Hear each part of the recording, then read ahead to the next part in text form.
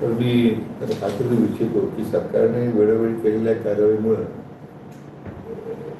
तसे आंदोलन करण्याची त्यांच्यावर काही वेळ येणार नाही. कारण जर संपूर्ण आरक्षणाचा जर आपण आरक्षणाची वाटचाल पाहिली तर पहिल्यांदा 2014 मध्ये नंतर मुख्यमंत्री असताना माननीय देवेंद्रजी फडणवीस यांनी त्या संदर्भात मागास आयोगाची स्थापना करून त्याची त्या संदर्भात आरक्षण देण्याचा निर्णय केला. काही तसं जाणार नाही, परंतु फार मोठे जन्म पत्करलेल्या आमच्या मराठी बांधवांचा आदर करत तो निर्णय अतिशय कायद्याच्या चौकटीत राहून होता आणि सर्वोच्च न्यायालय आणि सर्वोच्च न्यायालयापर्यंत मात्र दुर्दैवाने अडीच वर्षाच्या महाविकास आघाडीमध्ये तो निर्णय रद्द झाला. त्याचं फार मोठं नुकसान समाजामध्ये.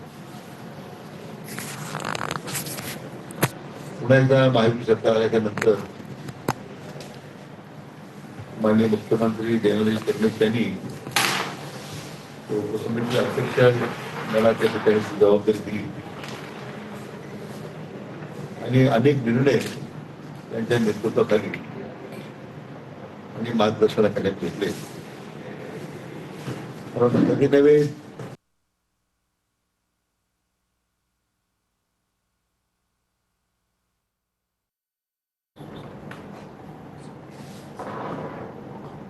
शिष्यवृत्तीमधल्या काळामध्ये जी बंद झाली होती ती आपण पुन्हा सुरू केली.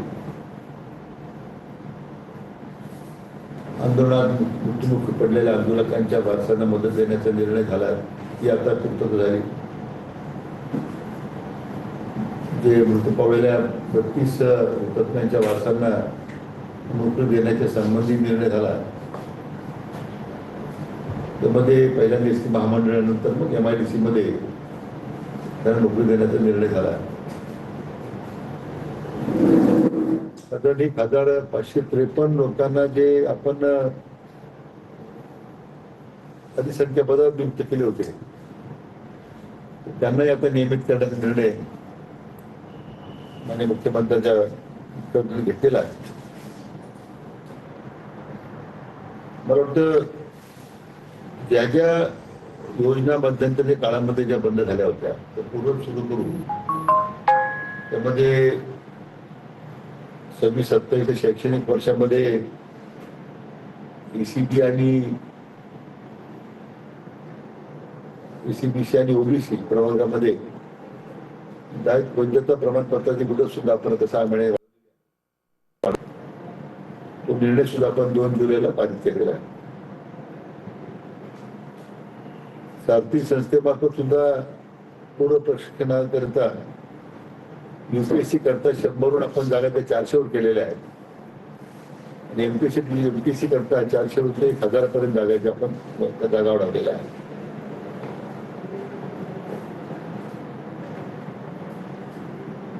तर म्हणजे याच्यामध्ये प्रामुख्यानं हैदराबाद गॅजेटची प्रभावी अंमलबजावणी व्हावी याकरता विभागीय आयुक्त संभाजीनगर यांच्या स्तरावर एक SOP निश्चित करण्यात आली आहे. प्रत्येक जिल्हाधिकाऱ्यांकडे एक हेल्पलाईन नंबर देण्यात आलेला आहे. प्रत्येक सोमवारी जिल्हाधिकाऱ्यांना या अंमलबजावणीबद्दलचा आढावा घेण्याचं बंधन घालण्यात आलेलं आहे.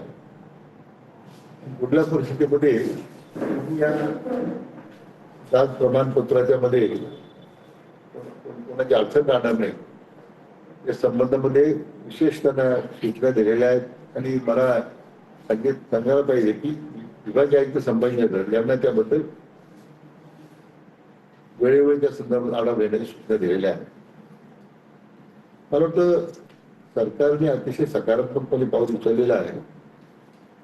मागच्या त्यांच्या दोन्ही आंदोलनामध्ये त्यांनी ज्या मागण्या केल्या होत्या त्या संदर्भात माननीय मुख्यमंत्री माननीय देवेंद्रजी फडणवीस यांनी वेळोवेळी आमच्याशी चर्चा केली, आमच्याबरोबर चर्चा करून उपस्थित केल्या मागण्या संदर्भात निर्णय केले.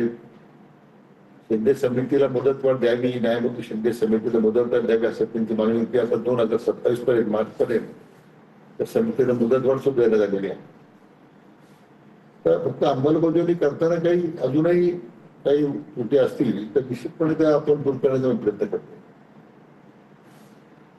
मी म्हणून म्हटलं की त्यांच्या निर्णयाची अंमलबजावणी करण्यामध्ये कुठेही शासन कमी पडलेलं नाही. किंबहुना अजूनही काही मी म्हटल्याप्रमाणे त्रुटी राहिल्या असतील तर त्या काही कालावधीमध्ये त्याची बाबत पूर्ण करतो. सरकार आणि शासन कुठेही कमी पडलं नाही, मग मात्र आता परत जरांगे पाटलांना आंदोलन करण्याची काय वेळ येते?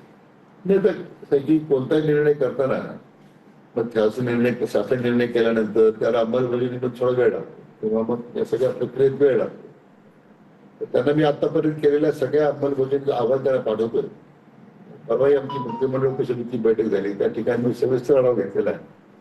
घेतलेल्या निर्णयाची अंमलबजावणी योग्य पद्धतीने सुरू आहे आणि मला वाटतं तो आमचा अहवाल केल्यानंतर निश्चितपणे त्याचं समाधान होईल याची मला खात्री आहे. यावेळेस जरांगे पाटलांनी थेट इशारा दिला, एकतर मी राहील नाही तर सरकार राहील, या पद्धतीचा निर्वहनीचा इशारा त्यांनी दिलाय. कसं पाहता या इशाऱ्याकडे?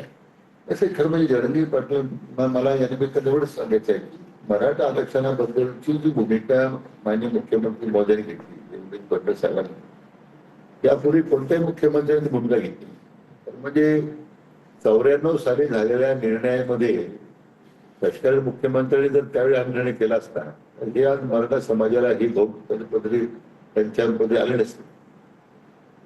आणि म्हणून मला वाटतं की तो 14च्या नंतरचा इतिहास आपण पाहिला. 58 वर्ष निघाले आणि दुर्दैवानं मराठा समाजाची बरोबर मृत्युमुखी पडली.